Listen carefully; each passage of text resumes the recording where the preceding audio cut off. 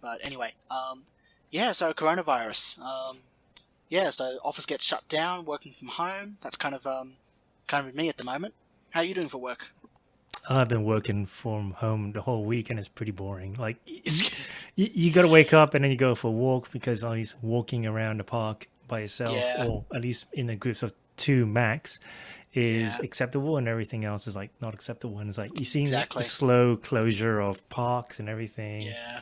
Police. It was funny. I went to do early voting last week. Yep. And they had a pretty decent setup actually to try and keep people where they were supposed to be. But there was this one guy who adamantly refused to walk through the door because I was standing too close towards the entrance. Mm. We were talking maybe like a pace or two away, but stood stock still, glaring at me, and refused to move until I started backing away. Yeah. Most bizarre experience. You know what? The thought didn't even cross my mind of going, oh, that's a thing, until he reacted that way. Yeah. For me, I think what was interesting is, or what was, I guess, makes me annoyed is there was they came off the boat or people coming off from overseas and they get quarantined into hotels, right? Yeah. And then they're whinging about it. They're Yes, saying, I've seen "Oh that. my Yeah. gosh, it's like I think what was it? Prisoners have more rights than us." I'm sorry, you have a hotel. They have no idea. You have your own shower cubicle. You get room Yeah. service. Yeah, maybe the food sucks, but it's only for what, 14 days, and then Yeah. go back to your own home. I do understand. I was reading one story of one young mother who had two kids with her, Yep. and they were all quarantined. So I kind of can understand where government policy hasn't been designed to cater to, I guess, non-adults or Yeah. young children. I can understand. Okay, maybe we need to flex the rules a little bit so that it accommodates the unusual people. Unusual people, wrong term, but you get the idea. But The exception. on the whole, that's the word I'm looking for. It's like these unusual people. It's like, no, wrong word. Anyway, But we are so spoiled. I mean, like what, 14 Yeah. days? Like prison's not 14 days. no, prisoners for life. Last time I checked. Or prison's at least longer than 14 days. Maybe like, you come in, you get detained, but you get to go out and it's not like you get to hang out with people, strangers, right? Yeah, exactly. It's you and your family. So, Yeah. bear in there 14 days, Yeah. maybe turn on the television, maybe watch a movie. Granted, Maybe- they have been may- stuck. I would argue they have been stuck on a cruise ship for who knows how long, on holiday with those people in the same cabin. So Yeah, I but could kind of understand where it's like, that's it. I'm at my wit's end. I want to go home. I want to relax. Now I've got to wait. I've got to have 2 more weeks with these awful, awful people I call family. and go back, yeah, and be locked down as well with your family. Exactly. gosh. Exactly. Gosh. All right, I That's think right. we're ready. Cruise. Yeah. If I had to pick a holiday, cruise would pretty much be the bottom of the list. Yeah, and don't go Yeah. cheap. Yeah. And buy a window or buy something which has a balcony. All right, so episode 2, Inner Freedom and Going Through Trials with Patrick and Johnny. Right, I want you to think back to a time when you're amongst a group where perhaps one person is being unfairly treated by another. The victim might be vocal or not. The offender might be vocal and even blasé about their actions toward the victim. However, the group is quiet. You're amongst that group. Do you choose to step out and rebuke the bully, or do you remain quiet? After all, you're not the one in trouble. In fact, maybe the bully is your boss and he's hurting the new guy, and you're on track for promotion on a special trip or assignment. If you choose to speak up, all those good things will be taken away, so it's in your favor to be silent. Yet what happens in that moment is not just a reflection on the bully and the victim, but on you. Your decision to speak up or keep quiet matters. Now let's change the situation a bit. You're in a small, dark, smelly dungeon chained next to the railing. You're isolated from your cellmates, and you only see them when you're out together for a toilet or shower. At night, the guards beat, mock, and spit on you. At the peak of your frustration, they push a paper towards you and you read it. It's a false story about you saying that you criticized the leader, and you're sorry. Sign, sign, the guards scream. Just sign or all be over. So what would you do? Do you sign, or do you refuse?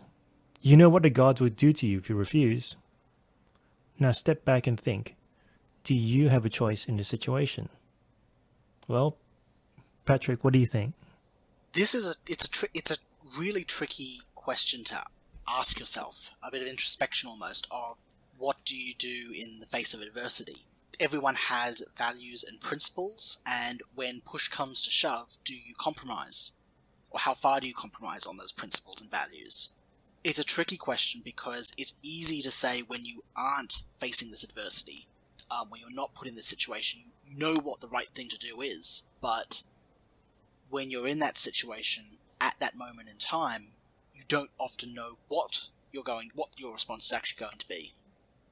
Yeah, I mean, there is that cultural gap between us and the person who's in solitary confinement being tortured. I mean, just now we were talking about, making fun of the guys, or well, at least pointing out the interesting bit that, guys coming from quarantine going into hotel rooms, they're suffering, and we're like, why are you suffering? Yeah. But yeah, like it's easy to make a critique when you're sort of detached from that environment, and you haven't gone through maybe the 30 or 40 days travel outside. You're going through customs, going through the airport, and now you're getting shuffled and pretty much shuffled into a hotel. Yeah, pushed into a hotel. Yeah, it's like, hey, stay here for the next 2 weeks. Can I go out? No, you have to stay here. You're in quarantine. Yeah.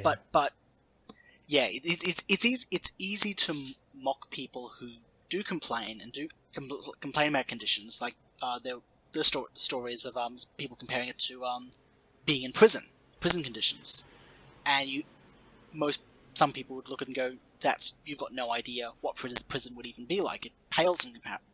What you're experiencing pales in comparison. But I would suspect that you and I would probably be singing a very different tune, quite possibly, when if I was put in that position, quite possibly. Yeah. But it's really hard. It's really hard to say, oh, I know exactly what I would do in that situation. Yeah. Because honestly, I don't. And that's a tricky thing to say with absolute surety. Like, I know I will do the right thing when it comes down to it. Yeah. So there's two interesting books that's out there. So Victor Frankl's Man's Search for Meaning, and The Gulag Archipelago by Alexander Solzhenitsyn. So both these authors experienced suffering through Nazi or communist concentration camps, and they came to the conclusion on the human condition that we always have a choice, no matter how bad the conditions are. So I'll go through Victor Frankl's his comment from his book. So we who lived in concentration camps can remember the men who walked through the huts, comforting others, giving away their last piece of bread. They may have been few in numbers, but they offer sufficient proof that everything can be taken from man but one thing, the last of the human freedoms, to choose one's attitude in any given set of circumstances, to choose one's own way, and there was always choices to make. Every day, every hour offered the opportunity to make a decision which determined whether you would or would not submit to those powers which threatened to rob you of your very self, your inner freedom, which determined whether or not you would become the plaything of circumstance, renouncing freedom and dignity to become molded into the form of a typical inmate. So Victor Frankl is a famous psychologist who's actually gone through Nazi concentration camps, and he's noticing that they all come into this group, and it's really hard living conditions. Yeah, of course, absolutely. And one of the things is some of them endured, some of them would resist or keep enduring to the point where they're giving away the food when they're starving. Yeah. Right. So they're still trying to maintain that sense of dignity in the face of adversity. Where the entire environment, the guards, the people in charge, everything is engineered to destroy your personal dignity, your personal sense of worth. Yeah. Your very humanity. That's what those places were designed to do. So it was almost. It almost sounds like a bit of an act of defiance, almost, of the men running those camps. This is what they were trying to break these people down, and the final act of defiance. The only thing they could do to resist and push back was to keep their dignity. Yeah. And that in itself is your inner freedom. It's a very powerful statement. Yes. So your outer freedom is that, you're restrained from home.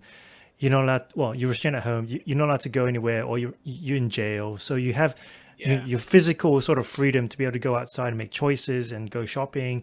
You're in jail. So that's your outer freedom sort of gone. But your inner freedom, how you act within that sort of confinement, that you can make decisions every day. You can be nice to the God. You can be rude to the God. You can take the bread. You can share that bread. You can steal the bread from someone else. Yeah. That's sort of your inner freedom that he's talking about. Well, I think with bit topical of what's going on now with coronavirus, we're seeing different shades, different flavors of human nature coming out, being brought to the forefront. People are either you can see the people who are displaying the more baser instincts of our human nature, hoarding toilet paper and and things in the grocery store, or fighting over toilet paper. That video that was on social media, absolutely ridiculous. But those are the more baser human instincts of being selfish, of greed, of thinking of only of myself. At the same token, you're also seeing the more enlightened, more higher instincts or more higher attributes of human nature that does exist within all of us. The capacity for goodness, for kindness, thanking the shop assistant, checking in on your neighbours, what the church is doing by banding together the way they're doing, especially now. Yeah, we're seeing that we're seeing these warring aspects of what it means to be human, the good and the bad. Bit of Jekyll and Hyde also, to bring a bit of a Victorian era, bit of a fiction writing into the mix. Oh, I don't know how long this is going to go for. I've heard 6 weeks. I heard 6 months, and I've heard 18. 18 months. Wow. Yeah. I didn't remember SARS being or swine flu being this long. It was it was definitely a fear. From all the information I've gathered, from all the information that I've gathered, it seems like the main difference between the COVID virus and I guess SARS or swine flu or I can't remember what there was one related to horses, I think, last year or 2 years ago or something. Right. Can't remember what the name of it was at the moment, but it was the infection rate. It appears, or it seems at least from the information we've gathered, that the coronavirus is more infectious. It's not killing people to the same degree, but it's the infection rate that's the problem. Mm-hmm. Where you don't want your entire population infected. Yeah, and we're seeing that in mass population centers like cities like New York, in Italy, in China as well. We're seeing large numbers of people becoming infected. So, I can understand the desire to try and reduce the infection rate. If that does make sense. Yeah. Yeah. All right. Well, let's move on because we'll keep hearing about coronavirus for 18 months. So let's keep these listeners on track. So absolutely. So the Gulag Archipelago by Solzhenitsyn, and here's a comment by Mr. Solzhenitsyn.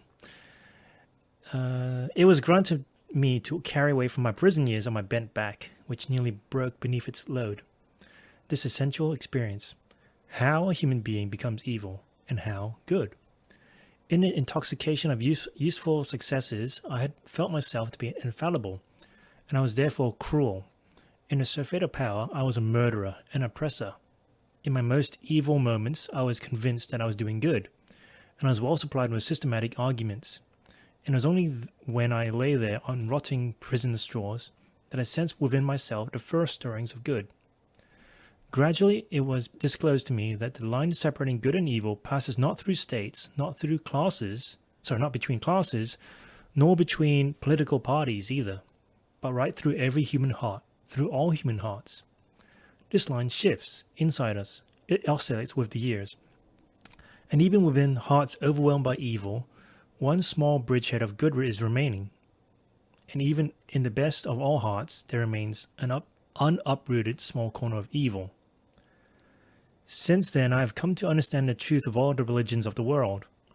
They struggle with the evil inside every human being, it is impossible to expel evil from the world in its entirety, but it is possible to constrict it within each person. And I guess for the listeners out there, Solzhenitsyn actually was a strong communist officer serving during World War II, and then he wrote about the political impacts and how the Soviet Union took all those first early losses when Germany invaded Russia, and it was like this blame on Stalin, and eventually when he came to realize that there's actually this whole system was falling apart. This communist system was deceiving the people. He wrote in his book, and he got flagged by one of his friends when he was corresponding. So that's when he said, when he felt himself to be infallible, he was, driven by success. He was an officer, and he had guys he was in charge of, and he would say, give me this bread, or give me, he had actually, it's funny, he had in a communist army, and he had a manservant because he was an officer serving him. It was just, despite, we're all equal in this army, we're all comrades, where there's actually that level of inequality within it. And it's not until he gets thrown into the gulags that he understands that, well, in fact, everyone's evil. And we can fight to constrain the evil within ourselves. I'm actually interested to delve deeper. It's almost when the blindfold gets pulled off you, the metaphorical blindfold, all the trappings and the luxuries and the distractions get pulled away. You lose those, and you then realize the slavery, the bondage that you're in, that you've been trapped by. Yeah. I think it was interesting when he says everyone has a little bit of evil, or everyone has a bit of evil with themselves. You can't get rid of it, but you can still constrain it. So you can still fight the evil desires within you.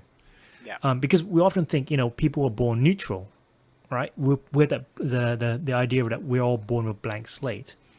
Yes. But what's very interesting is that if you served in with kids or anything, or your parent, you don't have to teach them evil things. Like, you always have to teach them how to do good. So share your toys with another, play with each other, don't fight, get together, say sorry. But you go, what, as the kid, why should I share my toy? It's my toy. It's mine. But that's actually the default. Yeah, so that idea comes from them by instinct. I never see a kid who wants to naturally share stuff. It's usually after, the parents, you can usually see it in the parents that teach this to the kid, right? Well, I would hazard a guess that there's been one baby in all of human history who would fit that bill. Oh, yeah. Yeah. That's interesting. I wonder, Only one, though. Only one. Yeah. Yeah. Yeah. So we'll move on to, I guess, one person's experience. And today we're looking at Rear Admiral Jeremiah Denton's experience in North Vietnam as a prisoner of war under the communist North Vietnamese. So Jeremiah Denton was 41 years old and in peak health. On a fateful day, he was shot down. He wasn't able to escape due to leg injury. He was caught and sent to Vietnam's war's infamous prisoner of war camp that the North Vietnamese run. Its name was the Ho Lo prison, which meant fiery furnace or hellhole. The French had used it for their dangerous prisoners. So when the communists took over it and started using it for the American prisoners, the Americans nicknamed it Hanoi Hilton, as if it's a mockery of the hotel that the North had prepared for its guests. Yep. So today in Vietnam, you'll see the Ho Lo Museum, which reconstructs the conditions that the Vietnamese and Americans endured, which had iron, rope bindings, stocks, and solitary confinement. So the Vietnamese took these ideas from the French and then took it to the next level and put the Americans in them. So for me, Jeremiah Denton remains a model and a hero of someone who endured living hell, who was at the mercy of whatever physical torture the communists gave, who also suffered weather, disease, injury, and loneliness for 8 long years. And we're going through parts of his book, When Hell Was in Session. So I'll give you a context of the first part, which is he's dealing with a prison guard or torturer called Mickey Mouse, and he gets and Denton is trying to resist and organize resistance with his U.S. POWs, and they're all pilots, so they all know Morse code, and he gets caught by Mickey Mouse typing out messages on the walls in Morse code. So I was taken from my cell and across the alley to a quiz room where I faced Mickey Mouse. No longer the attentive listener, he got right to the point. "You've been caught communicating," he said, shaking his finger. "You must write letter to President Ho Chi Minh and apologize for your crimes." I said I would not.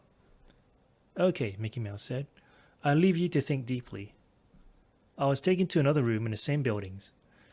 Irons were placed on my legs, and I was pushed against the wall, arms outstretched over my head. There I stood for 2 days and 2 nights under guard. If my arms slipped, the guard would force them upward again and press a nail hard against the palm of my hand for added encouragement. On the 3rd morning, Mickey Mouse came in and asked me again if I would write the letter of apology. I refused. "We are going to get serious then, Denton," he warned. "Having beaten them in my last 2 torture sessions in 1966, I thought I could do it again."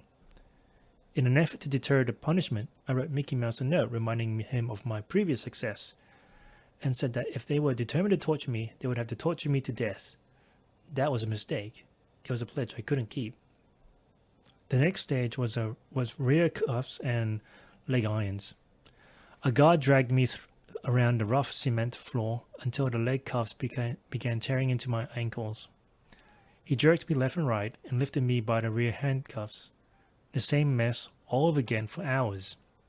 Then I was left on the floor for a day. Mickey Mouse gave me one more chance to write the letter, and again I refused. In the months since my last torture, the Vietnamese had developed a rig that was unknown to me, and it was a perfect answer to my ability to take pain until passing out. As soon as Mickey Mouse left the room, a guard slammed open the door and held out a rope and a 4.5-foot pole pointed at one end. 2 more guards came into the room, and the 3 of them began tying my wrists and lower forearms together in front of me. They forced my elbows apart and forced my knees between them, and pushed the pole through the hole created by my elbows and knees. Then they tipped me back on my spine and propped my feet on an overturned stool so that my feet were raised about a foot off the ground. In essence, I was in a fetal position. My thighs pressed against my chest so tightly that I could hardly breathe. My body was tipped at such an angle that most of my weight was on the tip of my spine. The pole was the key to the rig, if the rig was properly tied. I would pass out eventually and fall on my side. The end of the pole would hit the floor and slide out of the rig, easing the pressure on my arms and restoring circulation. The pain that came with the blood circulation would bring me back to consciousness. Thus, the prisoner could not beat the rig by passing out. But the guards had tied the ropes poorly. They had allowed some of the loops to overlap, and by working at the rope, I could eliminate the overlaps, thus loosening the rope and allowing enough circulation so that I could last about 4 hours without passing out. The rig was still painful, but I could stand it. Mickey Mouse came in, obviously worried that the rig wasn't working, and I would beat it, as I had promised. He had the guards untie me, and I was brought some food, but I couldn't eat it. I dawdled with the food to buy time, but Mickey Mouse became impatient, and with a wave of the hand said, "Denton, we will break you now." I was retied, but again ineffectively, and was able to last 4 more hours. Finally, a guard named Sad Sack inspected the rig and criticized the guards for their incompetence and supervised the retying. This time, the rig worked, and after an hour of agony, during which time I had watched my hands slowly swell and turn black, I passed out and fell over. The end of the pole hit the floor and slipped from the rig, as intended, and the rush of blood to my arms brought me back to consciousness and renewed pain. By then, 6 or 7 guards were kicking and punching at me. After a period of time, pain became an all-encompassing entity. A fiery, blinding devil that courses into every part of the brain until you would literally do anything to escape it. After 3 cycles, it became too much. It had driven me to the point where I would have happily committed suicide to escape it. I would have run my own mother down with a truck if the price was freedom from pain, but I could do nothing. I felt my heart pumping mightily to force the blood through my strangled limbs and hoped it would give out. I prayed to die. After a total of about 12 hours in a rig, I called for the guard, who had been listening outside. In a matter of seconds, there was the sound of excited voices as he passed the word that had been broken. As I heard several people rushing in triumph towards the cell. Among them was Mickey Mouse with pen and paper in hand. I agreed to write. The next day, in about 3 brief paragraphs, I wrote, in essence, Dear Ho Chi Minh, I'm sorry I bombed your country. Please forgive me. It's, My goodness. yeah. We were just talking before about the capacity for human evil and human good. I mean, that pretty much encapsulates the one of the darkest accounts of human evil that I've certainly heard. Oh, but he keeps Yeah. resisting, you know? Like, he has that will inside him. He said, you know what? I've fought you twice before. Now I'm going to fight you again, and I'll fight you to death. Yeah. And designed this thing that he can't just sort of go into unconsciousness and sort of black out and therefore, you know, extend the torture when he's not really being tortured. He doesn't feel anything. And he keeps resisting until he breaks eventually. Yeah.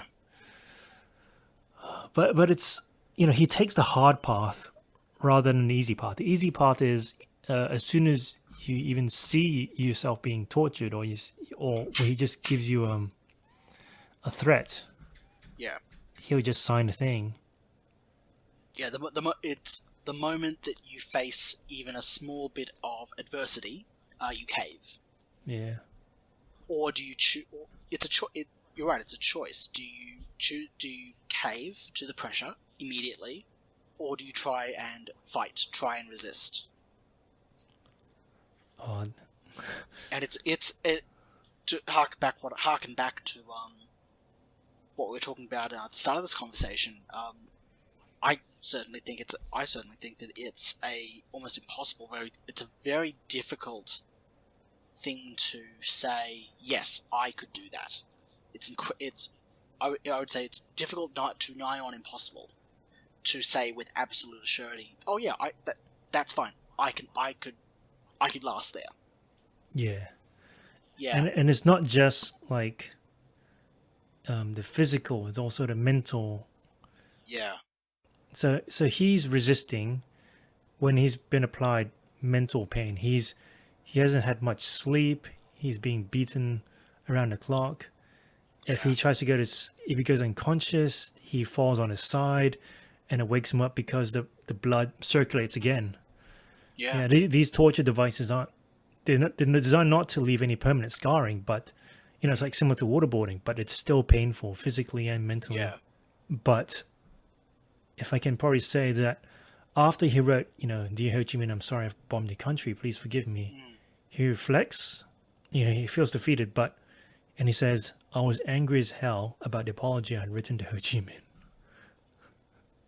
He's not giving up, even after he gives up. It's a momentary retreat almost. Yeah. But once you've retreated, once you've regrouped, it's an incredible mark to it's an incredible credit to Denton's character that yes, he retreats, he regroups, but then he's raring for the fight again. Yeah. And he's ready to go at it again. Mm.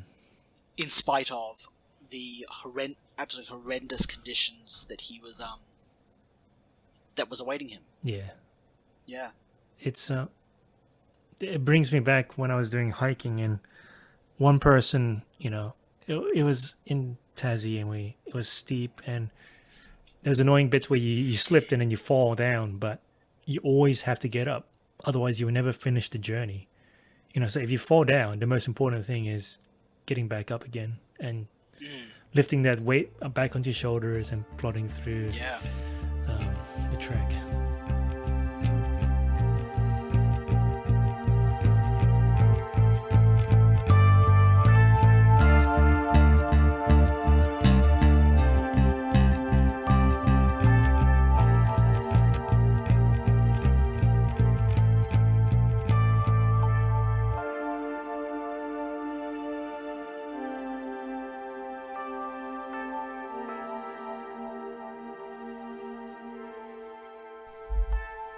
We heard from Frankl and Solzhenitsyn on the good and evil within all of us, that there is an inner struggle for the good inside us, fighting to overcome the evil within us. When we face bad situations, we have the same degree of choice that could bring out the best of us or add to the problem.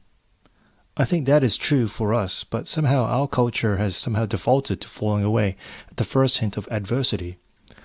We don't know how much invisible potential we have inside us until we decide to step up to the plate.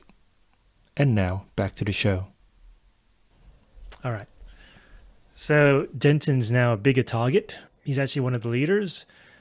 And so the North Vietnamese tried to break him again as they think that he's the one, or he's that key person that holds the morale and the spirit of the prisoners in Hanoi Hilton. So in chapter 8.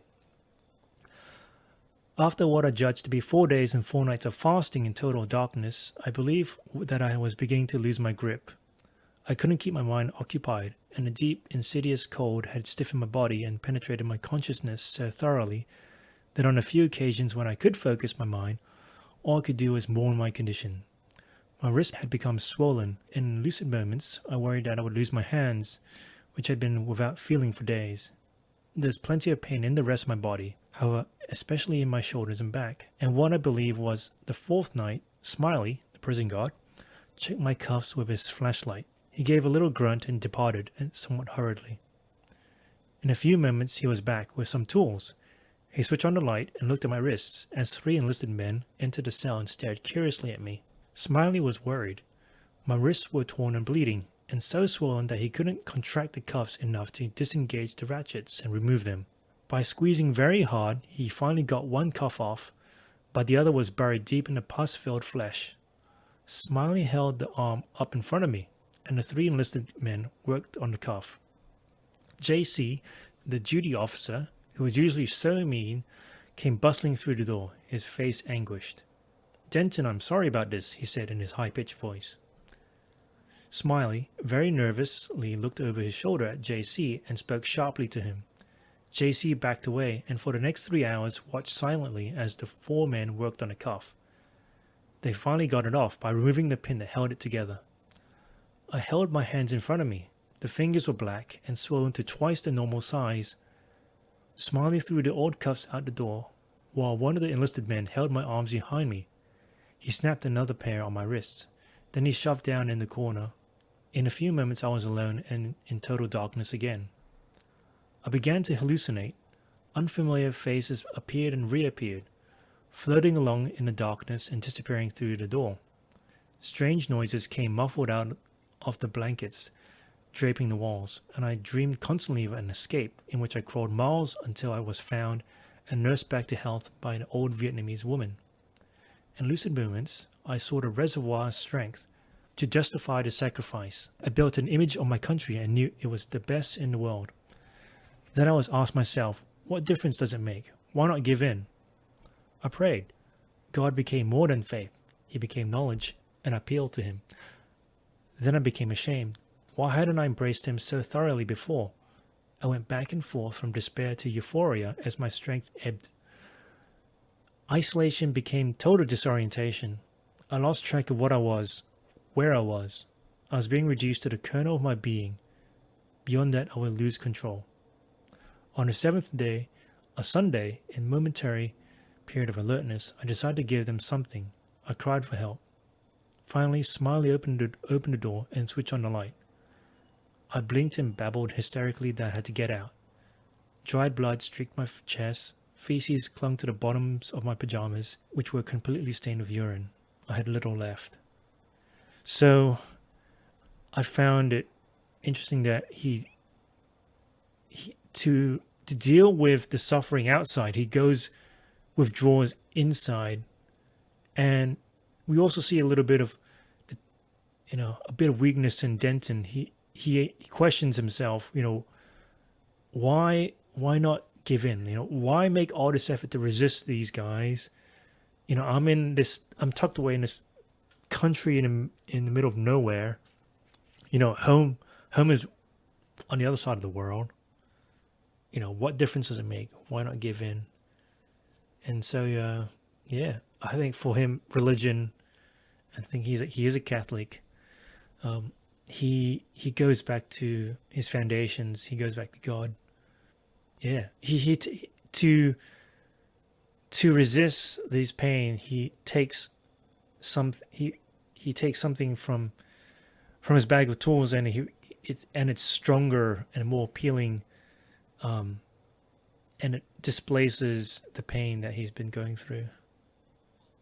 Well, I think that we've talked before. We talked about how human nature has both good and evil within it. The capacity for great evil, as we're seeing in these absolutely horrific accounts, but also the capacity for good and for strength and for resilience.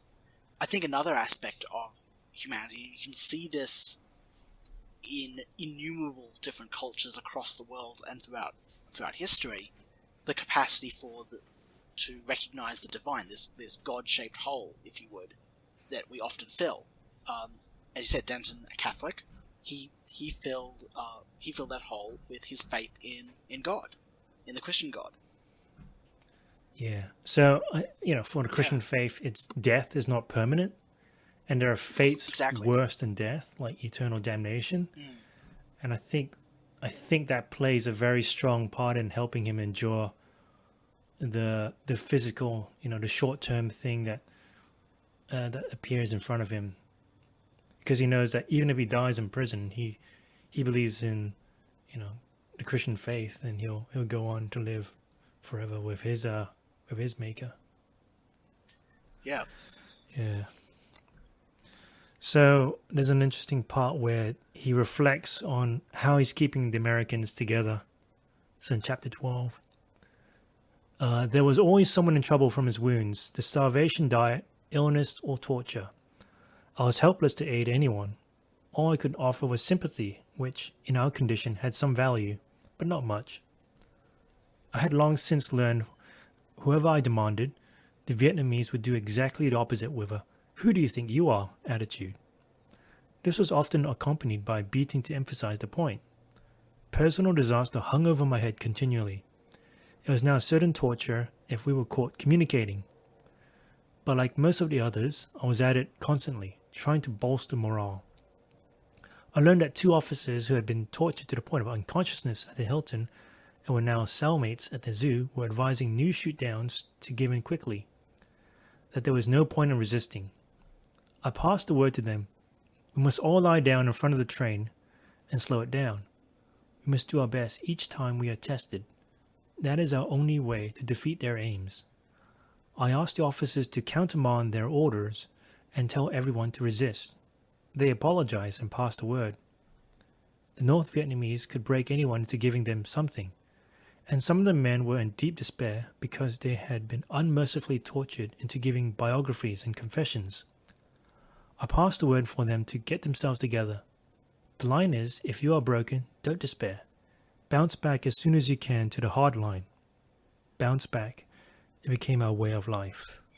And that's one of the final bits of his book, When Hell Was in Session. So, he takes control of these prisoners in the camp. He sort of acts as their commander-in-chief, and he communicates with them in Morse code using tappings and whistles. And he establishes a chain of command and encourages people to resist until they couldn't endure it. And I think it really is that retreat, but then regroup and push back.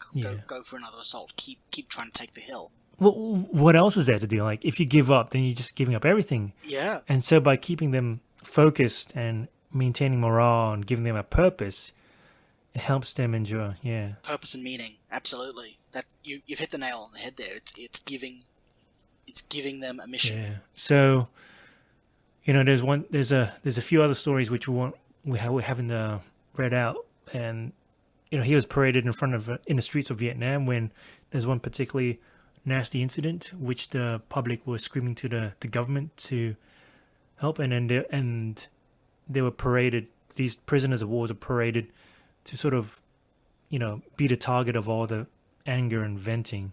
So that's one, and then they're paraded in front of TV for Vietnamese propaganda. And there was one significant story which is now in popular culture where he's giving an interview with another TV reporter from another country, but he secretly communicates in Morse code to the television by blinking his eyes the word torture. Oh, really? Yeah.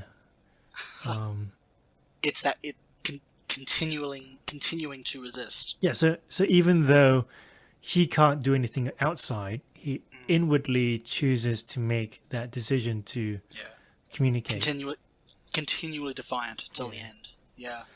And there's like some other happy things. Well, happy in terms of happy in a loose sense of the term. Yeah, I think I found this story where they're all in solitary confinement. So I think like the bridge of the River Kwai, where they're all in like steel dog huts, right? Yeah. So it's hot, it's outdoors, and all they can see is this little gap in how it's constructed. These metal cages, but it's all, instead of a cage, it's all metal corrugated iron, which is sort of a steel box. So, but they can still see little gaps of light in there, and so they play chess inside, and they flash the king to take knight or whatever, or queen to take this piece in Morse code. And it got to the point where they were tracking this chess game, and one guy's about to get the drop on the other. He's about to put this guy in checkmate. And so when they signal it through, it's not just one person blinking it; it's one person passing that message on to the other person. and the guy, he puts the piece into checkmate, and he hears on the other side, "You son of a bitch!" And everyone just starts laughing, and the prisoners, the guards. Notice that something's wrong, and then they all sort of forced to come outside, and they sort of tear up all the drawings or scratch markings on the prison. So things to do to keep spirits up, even in the hardest of times. It's a classic Hogan's Heroes episode, almost. Yeah. But what's also interesting is that after prison, so he spent 8 years in prison. Yeah, what happened to him afterwards? So he left the Navy after service. So he was a Navy captain, so a 1-star, and he gets promoted to. So he leaves at the rank of Rear Admiral. Yeah. Then he worked in broadcasting, trying to share his faith, share. So how was he released? I think towards was it Nixon's era, when they were bringing boys back for him from Vietnam. Oh, okay. Yeah. So there's a plane. There was an exchange. Yeah, there was an exchange or an agreement, and all the prisoners were put on an airplane back and sent back to America. He worked in broadcast. So after he left the Navy, he worked in broadcasting. Then he ran for a Republican Senate seat in Alabama. In 1980, and he served for until 1987. And he has seven kids with his first wife of 61 years of marriage. So amazing. One of the things that he noticed and was interesting to pick up was he had an inside perspective of North Vietnam during the bombing campaign. So when the U.S. escalated those bombings, and he could see the faces of his prisoners and the guards. Sorry, he could see the faces on the guards and the people managing the prisons, that the bombings had an effect. And he thought the U.S. was on the brink of victory. And then, well, we know how it turned out. In the end, the home front in the U.S. forced Americans to withdraw from Vietnam. Yeah. Yeah. And then you also, 8 years in a hellhole. He left in the 19s. He went to Vietnam in the 1960s. He came back in the 1970s. And coming home is a different country, is a different attitude. You had the 70s, you had sex, drugs, rock and roll. Here's this, strict Catholic guy. He has family, virtue, 7 kids. And he sees the change in his country, The guys who are just happy to give in, happy to self-indulge. Well, it's one of the real tragedies, I think, of the world, of both World War I, World War II, and the generations that led from that, is that people grew up during those times of great hardship and great adversity with not having many luxuries. So when those wars ended, their children were they almost universally said, we're going to give our kids that they want for nothing. And you can see the result in the 60s and the 70s in that era of almost the hedonistic culture that was released, where the children grew up to become adults themselves, and they didn't know what it was to not have whatever they wanted. And this is our boomer generation, isn't it? So I think so. Yeah, it is. So after World War II, 1940s, and then if you've been a teenager, you'd be in the 1960s, and you had very different groups. You had the guys who got drafted in. You lost the bedrock. You lost the cultural bedrock, the foundation, because everyone went to war. Both men and the women, when they came back, the attitude had changed. Their view of the world had changed, and that impacted how the next generation was raised. And you can look at history, and you can see the results, the things that the culture, especially in America, the things that they valued, the things that they thought were important. I would certainly contend that it's a bit of a lost generation almost. Yeah. So, when I was looking at this, I was reading through the story, I was like, what does it mean for us living in, 2020? And I thought, to endure suffering, you're on trial. The book is, when hell was in session. Who? It sounds like this courtroom kind of thing, but who is on trial here? And it's you. You are the one. Your character is on trial. So you might not know whether you're tough enough to go through, the prison of war. You might not have. You don't know that whether you have that resilience or not. It's only after you've gone through those suffering that you realize you actually have that thing. You have that resilience. So it's an invisible trait that reveals itself over time through these hardships. Well, that's almost akin to the forging process. When in order for a blacksmith to turn the raw metal into whether a sword or go with the sword as an example. In order for the blacksmith to make that sword, to make it strong, to make it resilient, to be able to make it do its job for what it was designed to do as a tool, they had to use fire to burn out the impurities. They had to use a hammer to beat out, to make it stronger, to make it more resilient. If you swap the metal or the raw material out with a person, you go through fires, you go through trials and tribulations and hardship, and those are opportunities those can be opportunities to fail. They can also be opportunities to build and develop character. You learn from your mistakes. You might fall down, but you pick yourself back up. You keep going. Yeah. And each time that happens, your character grows. You become more resilient. So it goes back to the things we said with Victor Frankl. You always have the freedom to decide what to do. You have the inner freedom, the man searcher, meaning that you don't give in to the people, to your enemies around you. You can always be in control of yourself to a certain degree, even though you're in that fetal position. Eventually for 4, 5, 6 hours, Denton gives in, and then you're flexing it really, and he beats himself up for giving in, and goes back, and they torture him again. He fights back by trying to after that session where he's in a fetal position, by keeping the group together, not giving up on that sort of team resistance, encouraging others to resist as well, and it becomes a bigger target. Well, coining the term bounce back, like that's actually it's quite a compelling catch cry to think about. Bounce back.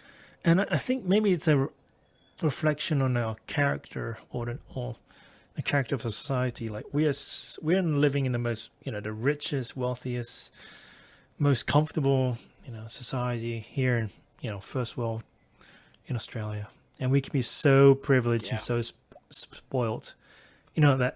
Oh, I'm stuck in a hotel for 14 days. I'm stuck in my house, but I've got TV, I've got Netflix, I've got a cupboard full of food, of options, I can choose what I want to eat, for example. Yeah, I go, oh, it's lunchtime. I'm going to go and watch any one of 1,000 movies on my Netflix channel or Foxtel, or Disney Plus. That's not a hardship, not in the actual meaning of the word hardship anymore. But no, we complain that we can. We'll cut that one. That's it's appreciating what you have, and what you have here is a rarity compared to the rest of the world. And so, if you have kids, then you need to educate them that this is not the norm. I was thinking one thing came to my mind is that, if you go to a trip overseas with a charity or your church, and you're visiting one of those third world countries, you might build a house for someone, you might give out food or something, or do medical, but you're only there for the short term, right? And so that experience is actually teaching you something, right? That what you have back home is not the norm. We're living in a time where, especially in Western first world countries that have adopted the ideas of capitalism, we're living in a time of great prosperity where we've created a vast amount of wealth. Where, yes, you have the wealthy who are exceedingly rich, but you've also got an interesting point that I reflect on is that you have the poor, you have people who are at the other end of the economic spectrum. Their condition is vastly improved to what it was 100 years ago. Their counterparts, the counterparts of 1920s, who are poor, the standard of living vastly different, and that's been brought about by the same culture that has made people exceedingly rich, but it's pulled everyone up, everyone. But is there a downside to all this stuff? Like, we become less resilient. We're so used to having internet. I think I talked to one person when we had blackouts here, and they said, after thinking of experience, would you rather have, electricity, or would you rather the internet? And I was looking at the Cisco survey where, some of the younger folks would say, I'd rather have internet than running water. Yeah. Oh gosh. Well, yeah. It's what's that thing that the good times create good times create bad men create bad times create good men. As a bit of a history nerd, looking at ancient Rome, for example, it was built that entire civilization was built on the backs of hard-working men and women who built that culture to pretty much have obviously not the largest, but a massive spanning empire, region of influence across the Mediterranean and the Western world.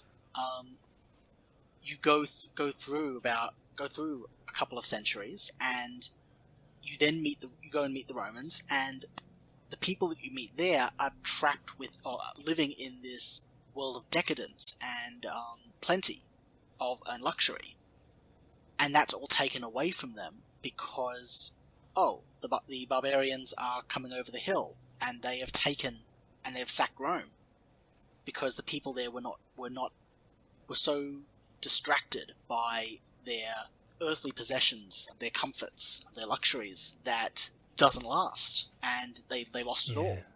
It's a bit of a sombering note, I know, but it's certainly a point that I reflect on a lot, of provide a bit more hope into this is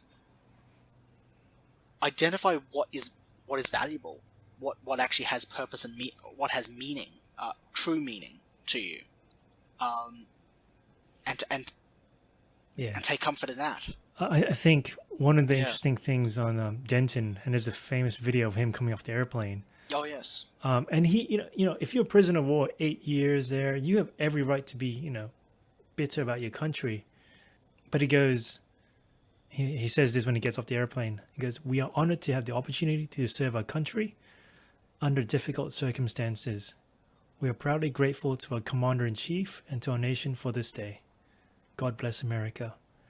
For Australians, I think we're so secularized that we actually don't, I guess, have this sort of character. Like we often scoff at the whole God bless America thing. We scoff at the Americans for that. But what do we have? I think we often, I'm thinking about the bushfires, I'm thinking about the floods, and thinking about this virus thing. We often fall back to our own faith, I think so. Yeah.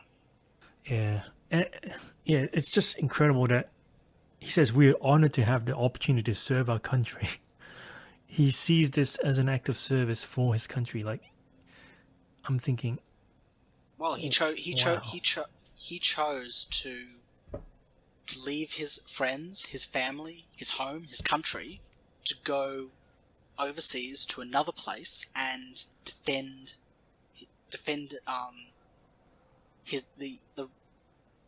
the right, or the freedoms that his country had, and the right to continue to be free as well. yeah. And he says, "We are proudly grateful to the Commander-in-Chief to our nation and to our nation." Can you... Like, he had a perfect opportunity to go to stand in front of everyone and say, "You left me in that hellhole for, was it 8 years?" Yeah. Yeah, you left me in that hellhole for eight long years. I hate you, all of you. He could have blasted Lyndon B. Johnson, or he could blast Richard Nixon. Like, yeah, he could. The popular thing right now is to blast, the U.S. President Trump. Yes, or of course. To blast the sitting current prime minister. Yeah. But he says we are proudly grateful.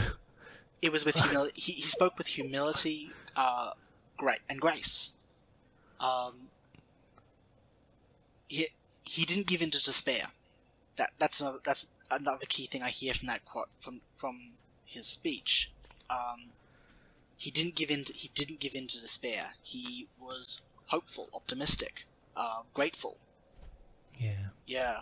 Again, we talk about that inner character, and even in spite of everything that had been, all the trials and tribulations he had gone through, almost unthinkable, sitting here talking about them, he still kept pushing forward. He still kept bouncing back. It really is an amazing story. Yeah. So you need to read the book now. I think I do. Yeah. And just learn for the examples. Yeah. Those stories that I've read out. Those are just one of the things to help with understanding the inner freedom. But there's all these other stories which are so interesting to listen and to learn from. I think, we've, being thankful and grateful for this world that we live in, is a good point to take away. Absolutely. Is that thing that's bothering me really that life threatening? And if you've been through Denton's positions, like, bad drivers, poor customer service, or, maybe a little dip in a relationship, that's nothing. Oh, my internet's not. I can't stream 4K video at the moment on Netflix or on YouTube. Oh, yeah. Like that. Well, everyone's at home because of the quarantine and they can't get to Netflix, so therefore it's hell. Yeah, you are aware, by the way, with this episode, you are dating it by referencing coronavirus. Like this thing could hypothetically be over in a month or two. We obviously don't know, but it's like we are dating. Both of us are actively dating this podcast episode pretty severely. Yeah, I don't mind. Anyway. Yeah, and I think knowing you always have freedom, I think that's one, like, whether on the inside, learning about the inside freedom and the outside freedom. So no matter what the situation, you always have that choice. So Frankl, Solzhenitsyn, and Denton, they demonstrate the human spirit to endeavor. That's the thing, that the human spirit, the will to fight. So don't just give up on what you have. Yeah. It's the story of good the good triumphing over evil. But it's the good triumphing over evil. It's not like, here we're the good guys and there's the bad guys. I think there's also the inside bit. Yeah, inside yourself, you have the evil and you have the good. Yeah. And your good side is trying to fight over that evil. Yeah. It's that inner war, that inner conflict. I do actually enjoy the story of Jekyll and Hyde, actually. This classic Victorian era novel, and it really encapsulates that idea quite well, quite closely. That warring nature between the good and the evil. Yeah. Yeah. And I think, for us in the West, we're used to comfort. Yeah. And we always want to move away from suffering. And here, suffering puts your character, it hardens your spirit. It puts you on trial. And it's going like this old saying. It's like, whatever doesn't kill you, make you stronger. That's the old, wisdom saying that we're hearing. Well, I think from these stories. I think that's Doomsday from Superman, just saying. Probably. But what I think now is we're whatever doesn't kill you makes you weaker. That's the popular notion for our age. Yeah, hide from adversity, hide from difficulty. Yeah. You raise some excellent points here. What do you think should be the takeaway points for yourself? I think you've actually covered most of them, actually. Yeah? Yeah, you've covered them quite well. Well, so what point from listening to all this hit you the most? Sorry, what point? I think I missed that last part. What point and what some of the points in this one that hit you the most, that impacted you? Yeah. Well, I think the thing that was certainly quite compelling was that inner conflict that Solzhenitsyn was reflecting on. This human nature, that inner struggle between good and evil, and that constant warring, and obviously with Denton's story, that his capacity to try and overcome that adversity and that evil that he was experiencing, and draw upon almost that inner strength, that inner resolve. But also thinking about it, also that it's not the end of the world if you fall down. I mean, part of Denton's story is that he did at one point cave in, he did give up, but that wasn't the end of the story. It's that he pushed back. Is that he bounced back and came back again. I think that's something quite compelling, that as a part of personal character that we all need to work on and continue, and not try to run away or avoid adversity and difficulty, but continue to look at these opportunities as ways to grow, personally grow your character further. I think that's a good point. Yeah. And I think on that note, we can probably end. Sounds good. Well, thank you very much for having me, Johnny. It's been a pleasure as always.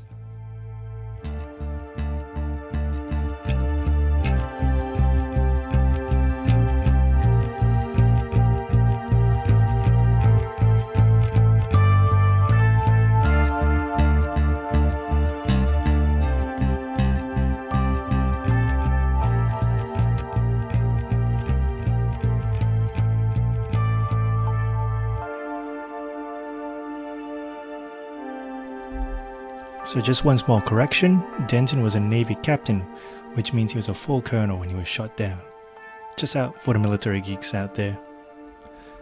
It was interesting to hear Jeremiah Denton reflect on his struggles and weigh it up on the cost to his resistance. At the time of his resistance, he too also wondered if it was worth it. We see a man who was tempted many times to give in, but when he did, he bounced back. I think learning to bounce back after failure is a key lesson that we shouldn't be afraid to learn. We often hold perfection too strongly and expect everything in life to go well, but often it isn't. In fact, life can get messy. In our quiet moments in life, reflecting on our failures and thinking how to overcome is a valuable lesson. I also note that Denton's Catholic faith played a key role during his time in prison. I thank you listeners for joining us on our podcast. If you have comments, questions, please email to thefireindthedesert@gmail.com. Feel free to send a voicemail. We're also online on Twitter with @FireInTheDesert. Until then, you've been listening to the Fire in the Desert podcast, conversations about life, society, and culture. Join us next time, and we'll see you then. Music, Outfoxing the Fox by Kevin MacLeod at incomtech.com.